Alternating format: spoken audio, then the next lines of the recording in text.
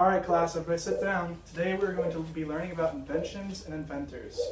So does anybody know any inventors off the top of my head? Off the top of your head? Anybody? Eli Whitney. Eli Whitney, that's a good one. Does anyone know who this is? Make sure you raise your hand. Is that Henry Ford? That's actually Thomas Edison. Does anyone know what he's famous for? The light bulb. He invented the light bulb, and he had his own electric company. Does anybody know who this famous inventor is? I know. Yes, Leonardo Karen? da Vinci. You know what he did? He was a painter. Yeah, but what invention did he come up with? Oh, I don't know, Mr. Giddens. Anybody else? Lots of things. He actually had a design for his own sort of self-flight machine, like an early invention of an airplane. Does anybody know who this is? Karen? Alexander Graham Bell. Exactly. Do you know what he did? He invented the telephone. And now we can call our loved ones if they're across the country, or they're just right next door. And does anybody know who this is? You've answered the last two. Why don't we let someone else? Yes, Steve. I think that's Benjamin Franklin. Exactly. And where do you know him from? I think he's from American history. Yes, but do you know what he invented? He invented a stove and maybe a lightning rod. And bifocals. And he's also known for being on the $100 bill. Okay, so these inventors are all started with a similar idea. After some trial and error, they came up with inventions that eventually changed societies. If you guys have an idea in your heads, maybe you could change our society. So today we're going to be reading a couple books, but before we get into that, I'm going to go over some vocabulary that we might come across in these books. So once I say the word, can you guys please repeat with me? Invent. Invent. Invent.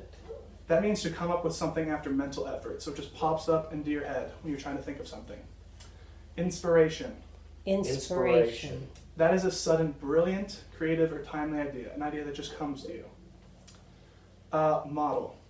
Model. Model.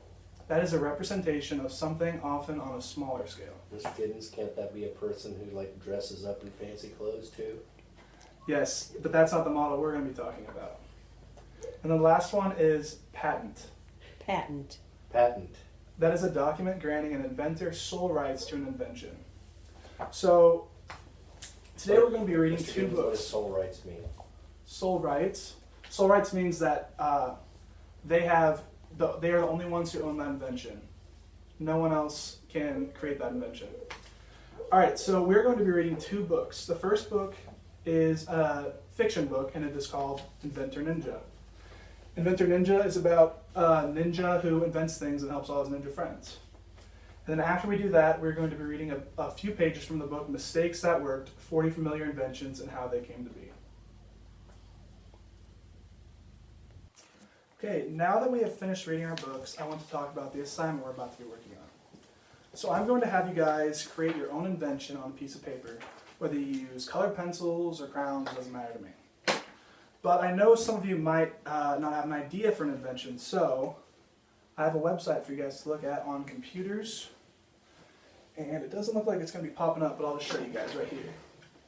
So it's a website called Inventor and Inventions. And it has all these different inventions and inventors from A to Z, depending on the era or the theme. So you can find here adhesive tape and a description about it, or airplane, a description about that. And I'll give you guys 5 to 10 minutes to research this or looking back on the books we just read. And I'm going to have you guys create your own invention. So here. And I'm going to pass you a piece of paper. And Thank you. Steve, here's a piece of paper. And I'll let you guys work on that. Do you have some colored pencils? Oh, yes, I do, right here.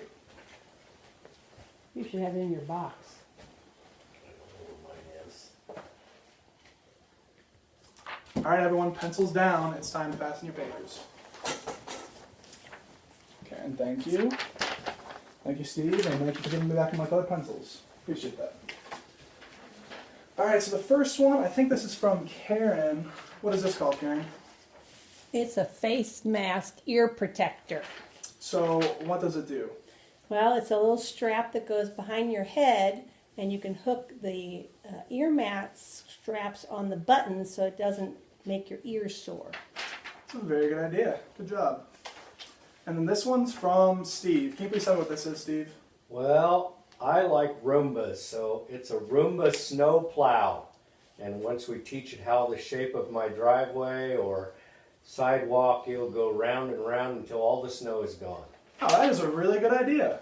Good job, Steve. Okay, so now that we've created these inventions, I'm going to move on to our next assignment, which will be our closing assignment. And that is, I want you guys to write a short narrative piece, about 5 to 10 sentences, telling a story about your invention. Whether you're doing something with it or it came to you, just write a story about it.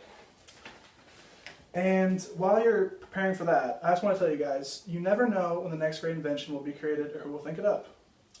It could be someone in this very room.